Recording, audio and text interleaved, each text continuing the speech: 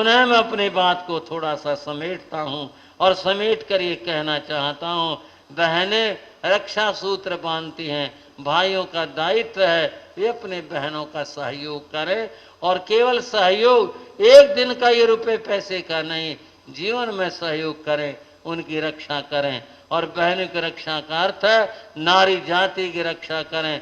बंधुओं, आज भारत देश जो धर्म परायण देश है और जिसकी इतनी महिमा हम गाते हैं, आज यहाँ क्या स्थिति है? डॉक्टर बहनों के समाचार आप समाचार पत्रों में पढ़ रहे हो, क्या देश के लोगों की स्थिति है। और इससे पहले और कितनी सारी घटनाएं घट रही हैं, घटती रहती हैं इस प्रकार की घटनाएं। ये देश कहाँ जाएगा? ये लोग क्या से क्या कर रहे हैं? इतने जुल्म और इतने अत्याचार आज नारियों के ऊपर हो रहे हैं। बंधुओं, हर किसी का दायित्व है, हर किसी का फर्ज है वो अपने बहनों की रक्षा के लिए, अपनी बेटियों की रक्षा के लिए, माताओं की रक्षा के लिए हर किसी आदमी को खड़ा होना चाहिए। और चाहे वो केवल अपनी सगी बहन का प्रश्न नहीं, मामला बहन का है, सबकी रक्षा करनी चाहिए। आज के दिन का अर्थात रक्षा बंधन के दिन का यही संदेश और यही महत्व है। और जो लोग इस बात को समझते हैं और वे अपने बहनों के प्रति, मैंने हिमायूं की बात कही आपको, उस व्यक्ति ने इतना बड़ा इतिहास का काम किया और सबका दायित्व और फर्ज है यह है कि वो अपनी बहनों के प्रति रक्षा का भाव रखे। बंधुओं और बहनों, बात रक्षा की चल रही थी। आपने सुल्ताना डाकू का नाम सुना होगा। किसका? कहानी पढ़ी आपने सुल्ताना की? कहानी तो नहीं पढ़ी। सुल्ताना नाम का एक डाकू हुआ। इन डाकुओं का भी इतिहास है, चोरों के भी इतिहास है, राजाओं के भी इतिहास है, साधुओं के भी इतिहास है, सबके अपने अपने इतिहास है। सुल्ताना नाम का एक डाकू हुआ, बड़ा खूंखार और बड़ा भयंकर था, बहुत भयंकर था। और सुल्ताना के बाद तो बहुत पुराने हो गए। बताओ, डाकुओं के नाम लूंगा तो अभियों को महाराज आज डाकुओं के बात सुनाने की थी, क्या करो बताओ। हरफूल का नाम तो सुना होगा आपको, अगर हरफूल का नाम सुना के क्या करोगे? सुना होगा? नहीं सुना होगा। हरियाणा को अगर हरफूल को नहीं जाना पता, हरफूल डाकू था, हरियाणा का बड़ा प्रसिद्ध हुआ।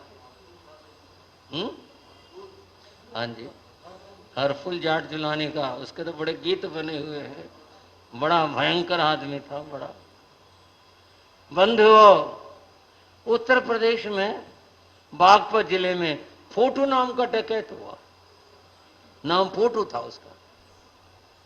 मेरे जमाने से तो पुरानी बात है। गुरु महाराज योगीराज जी अम्बेनगर सराय जा रहे थे, 15-20 भाई साथ थे। वो अम्बेनगर सराय के लिए सड़क जाती है ना, बड़ी मेरठ वाली सड़क में से फट करके अंदर जाती, 3 किलोमीटर, वहां अम्बेनगर सराय है। हाँ जी, 5-7 आदमी खड़े, बंदूक लगाए। जो भाई थे ना साथ में गुरु महाराज के, उन्होंने दूर से देख लिया, बोले डाकू खड़े हैं। सारे क्या शब्द बोलो, हरियाणा का है, तितर बितर सारे भाग गए। एक गांव है उस तरफ भाग गए सारे आदमी। भाग महाराज जी से बोले, गुरु महाराज से कि जी महाराज चलो जाना ठीक नहीं, इधर जाना ठीक नहीं है। वो डकैत खड़े हैं, खड़े तो हमने क्या कहेंगे? भाइयों ने नहीं सुनी इतनी बात, क्या कहेंगे क्या नहीं। वो तो अपनी जान बचा, वो गए रह गए गुरु महाराज के चेले। बोले भाई वापिस मुड़ेंगे तो बताओ क्या साधु हुए? वापिस तो मुड़ते नहीं। चलो, वो खड़े थे वहां अपने किसी जीप वीप के इंतजार में खड़े थे। क्या पता क्यों खड़े थे? 5-7 थे, बंदूक लगा रहे। बज्जो जैसा रूप होता, बड़ा भयंकर। जब वहां आए, एक ने हाथ जोड़ दिए। अब ये तो महापुरुष की अपनी बात, एक ने हाथ जोड़ दी। महाराज रुक गए। अरे तुम्हारा हमको फोटो भी है क्या? गुरु महाराज योगीराज बोले, उनती अब आपको बता खाम खा भी छीड़ दी, बता उन सांप के बिल में हाथ देना, भीड़ों का छत्ता छेड़ना, टाकों से। बोले अरे तुम्हारा में कोई फोटो भी है क्या? फोटो था उनमें। फोटो का तो नाम बड़ा आतंक का नाम था। बोला महाराज मैं हूं फोटो। अच्छा भाई, वाह भाई वाह, तेरा नाम तो बहुत सुना भाई, देखा जी। गुरु महाराज बोले तेरा नाम तो बहुत सुना, देखा जी। बोला हाँ महाराज, बताना कोई काम बताना। बोले भाई दया रखा करो, बस इतना कहा, दया रखा करो। और कह करके गुरु महाराज के चल दिए। वो भाई मिले जाके 2 किलोमीटर उधर से कई रास्ता काट करके वहां आए। गुरु महाराज ने आनंद लिया। बोले रे तुम तो बड़े स्वार्थी निकले, सारे भाग के साथ मैंने छोड़ गए, और पीछे कोई बात हो जाती तो बंदूकों वाले खड़े थे। बोले महाराज आपसे ये बेनती तो करी थी, अब आप पीछे चला पाए नहीं, बताओ हम कैसे मरते, बताओ। किसी को पकड़ लेते करते नहीं, यहाँ से कौन क्या बोल लेता उनका आगे। बोले वो हम तो फोटो से मिलकर आए। बोले है? बोले है क्या? बोले फोटो था उनमें। बोले फोटो से मिलकर आए। लोग डरते डरते बोले जी कुछ कहा तो नहीं फोटो ने? बोले ना कुछ नहीं कहा, हाथ जोड़े भाई हमारे आगे, तो फोटो ने हाथ जोड़े, हमारे तो फोटो से बात भी हुई। हमने पूछा कौन सा फोटो? बोले मैं वो फोटो। लोग बार बार देख के बताओ फोटो से मिली आए, फोटो से बात हो गई। आदमी बड़ा खतरनाक था, बहुत भयंकर आदमी था। परंतु मैं बताना चाहता हूं, आदमी को मारते हुए शूट करते हुए मतलब शायद चुटकी बजाने में देर लग जाए, उनको देर नहीं लगती थी। चाहे बात यार फूल की हो, चाहे बात फोटो की हो। आप कहोगे आप डाकुओं की महिमा कह रहे हो, मैं डाकुओं की महिमा नहीं कह रहा हूं, मैं डाकुओं के कुछ बात बता रहा हूं। डाकू होकर भी सिद्धांतों का पालन करने वाले लोग थे। फोटो के बाद आज भी लोग कहते हैं, जमाना हो लिया फोटो को, आज भी कहते हैं कहीं भी डाका डालने गए, अगर कोई स्त्री होती कुछ और होती, घर के अंदर जो महिला होती, लाले इंगे को हो जा, लाली लड़की को कहते, लाले इंगे को हो जा। और डर के मारे कोई औरत अपने गले का गुता, ना ना बस खड़ी रहो चुपचाप। किसी स्त्री के शरीर से आभूषण नहीं उतरवाया। कोई ना सिद्धांत की बात।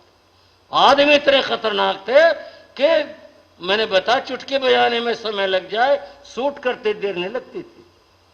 लेकिन इतना सिद्धांत भी था, किसी स्त्री को बुरी नजर से नहीं देखा कभी, किसी के शरीर से कोई आभूषण नहीं उतरवाया, चाहे खुद खाली आए चाहे मिला ना मिला, पर औरत का आभूषण उतरवा के नहीं लाए। हर फूल की यही बात थी, किसी स्त्री के शरीर से कभी भी बंधुओं ऐसा काम नहीं किया वे किसी का आभूषण उतरवा लें। ये सिद्धांत थे, और डाकू होकर वो सिद्धांतों को जी गए।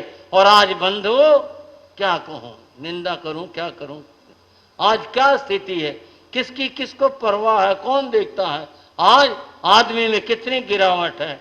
मैं बात सुल्ताना डाकू की कह रहा था। सुल्ताना डाकू जहां कहीं भी डाका डालता था, जिस गांव में डालता था, एक पर्चा पहले चिपकवा देता, इस तारीख को सुल्ताना आएगा, डाका डालेगा। ये 2 लाइनें कागज पर लिखवा कर उस गांव में दीवार पर चिपकवा देता। आपको अब रहेगा कौन वहां। उस जमाने की मजबूरियां भी थी, कुछ जाने के साधन बहुत कम थे, जाए तो जाए कहां। निकलने वाले निकल भी जाते थे, रहने वाले रहते भी थे, लूटते भी थे, मरते भी थे, सारे काम होते थे। परंतु सुल्ताना की बात प्रसिद्ध है, वो बिना सूचना दिए कहीं डाका डाल लेने गए। सुल्ताना ने गांव के दीवार के ऊपर आदमी भेजकर पर्चा चस्पा करवा दिया, इस तारीख में सुल्ताना आएगा, डाका डालेगा। गांव में तो हड़कंप मच गई। पहले गांव भी दूर दूर होते थे, जंगलात होते थे, स्थिति थी नहीं, जाने के साधन बैलगाड़ी के सिवाय कुछ नहीं होते थे। फिर ये था घर से निकलने, आगे कौन सी सुरक्षा है, रास्ते में पकड़ लिए तो। बड़ी मुसीबतों के साथ में समाज ने अपना समय काटा है, गांव ने अपना समय काटा है। जब ये पर्चा पढ़ा, सारे गांव में सन्नाटा हो गया, ले गए, मारे गए। कितने लोग तो अपना सामान रुपया जेवर पहले निकाल कर रख लेते, वे हाथ जोड़ देंगे, भाई ले जाओ। जो भाग सकते थे भाग भी जाते थे, पर भागने की स्थिति सबकी नहीं होती थी। गांव के अंदर 3 दिन का समय था, हड़कंप मचा हुआ था। गांव के कोने पर पहला मकान, कच्चा सा मकान। उस मकान में 3 ही प्राणी थे। एक मां थी, एक जवान बेटा था, और बेटे की थोड़े दिन पहले शादी हुई थी। वे 3 ही प्राणी थे। लड़के का पिता तो बहुत पहले गुजर चुका था, लड़का उस समय छोटा था, अब युवा हो गया था। 3 प्राणी थे। जो डर और भय उस घर में था वो सबको ही था, पर उनका तो ये था हम क्या करें। जाने की कहीं स्थिति नहीं बन पाई उनकी, घर से भाग जाएं, निकल जाएं। बेचारे कहां जाएं, किसके घर घुसे, कहां बैठे हैं। वो दिन आ गया, और संयोग से वो दिन रक्षाबंधन का दिन था। वो दिन आ गया। वो जो नववधू थी, उस दिन उसने नए कपड़े पहने, जैसे भी गांव में जो जैसा होगा। उसकी सास बोली, ये तू मरवाएगी क्या? पुराने फटे पहन ले, क्या पता देख के दया आ जाए, बेटे गरीब से हमारे घर क्या मिलेगा, और तू ये सजने लग रही है, काहे के लिए सजने लग रही है? बोली, मां जी आज तो रक्षाबंधन है, आज तो पहन लेने दो। बहुत गुस्सा हुई सास। पति भी कहने लगा, उसने हाथ जोड़ दिए, बोले मैं तो आज पहनूंगी, मेरा मन आज। बोले मर ले, तू मरेगी हमें मरवाएगी। जो कुछ उसके पास था उसने आभूषण भी पहन लिए। दोनों माँ बेटा कहेंगे ये मरवाएगी, ऐसे काम कर रही है।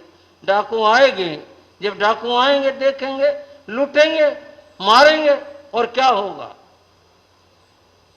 बंद हो, उस नववधू ने एक थाली भी सजा ली, उसमें राखी रख ली, तिलक का सामान रख लिया, कुछ और रख लिया, जो भी कुछ होता है, चावल वगैरह, रोली, सब रख लिया।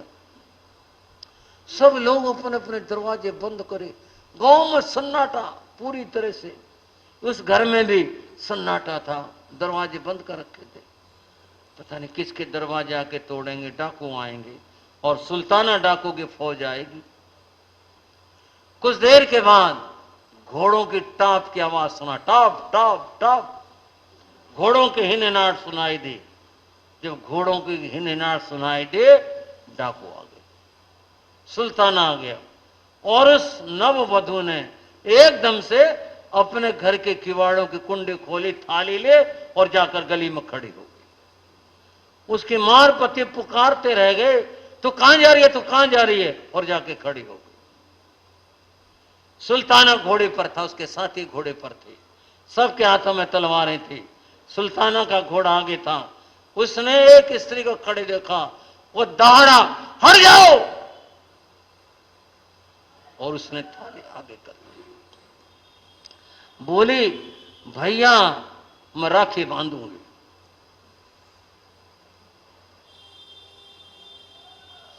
सुल्ताना ने ये सुना, सुनते ही तनी हुई तलवार नीचे हो गई, और वो खड़ी हुई थी। सुल्ताना घोड़े से नीचे उतर पड़ा, उसके सारे साथी घोड़े से नीचे उतर पड़े। वो आगे गया, और उस वधू ने कमाल कर दिया, उसने सुल्ताना को तिलक कर दिया। जो भी रीति रिवाज है, उसके हाथ पर उसने हाथ आगे कर दिया, उसने राखी बांध दी। सुल्ताना ने उसके पांव छुए, जैसा उस जमाने में रिवाज होगा बहन के पांव छूने का। सुल्ताना उसने पांव छुए। सारे डाकू चुपचाप खड़े हुए थे, सबकी तलवारें नीचे थी। सुल्ताना बोला, बहन तेरा घर कौन सा है? भैया तेरे जीजू का ये घर है। उस घर के दरवाजे बंद थे। वो अपने घर उस कच्चे से मकान में गई, पीछे पीछे सुल्ताना, उसका पति डरा हुआ खड़ा, उसके सांस डरी हुई खड़ी कि मरवा दी इसने, ले आइए बुला करके। सुल्ताना गया, उसने जीजा कह करके नमस्कार किया, उसके सास के पांव छुए और बोला मैं सुल्ताना हूं। कौन बोले उसके आगे, कौन हां भरे? वो बोला मैं सुल्ताना हूं। और फिर उस नववधू के प्रति देखकर बोला बहन तूने तो अपना फर्ज पूरा कर दिया, राखी बांध दी, अब बता मैं तुझे क्या दूं, मैं तुझे क्या दूं? उसने हौसला किया और ऐसा हौसला किया जो इतिहास बन गया। वो बोले भैया रक्षाबंधन के दिन डाका मत डालना, रक्षाबंधन के दिन डाका मत डालना। उसने तलवार लहरा कर कहा बहन वचन देता हूं मेरा कोई साथी और मैं रक्षाबंधन के दिन कभी डाका नहीं डालेंगे, और मैं जब तक जीऊंगा रक्षाबंधन को अपनी छोटी बहन के घर आऊंगा। सुल्ताना घर से बाहर आया, गली में खड़े होकर उसने ललकार लगाई लोगों को और कहा अपने दरवाजे खोल दो, सुल्ताना की बहन का ये गांव है, मुझसे डरने की कोई जरूरत नहीं।